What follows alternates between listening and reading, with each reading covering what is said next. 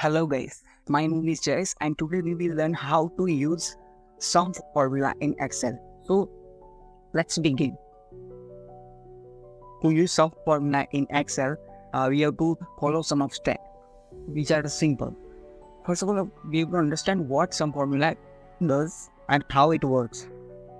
Sum formula sums specific range or cells that you provide in sum formula.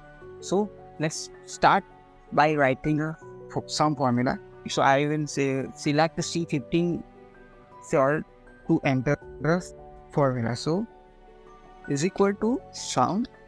Then after that, I will select range of the values that you want to sum, and I will press enter. Now we have sum of cells. So this way you can use sum formula, and we have a sorted for the same.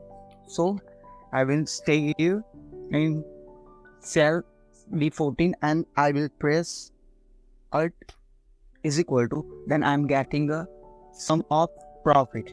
This is how we can use sum formula in Excel. I hope this video improves your knowledge of Excel.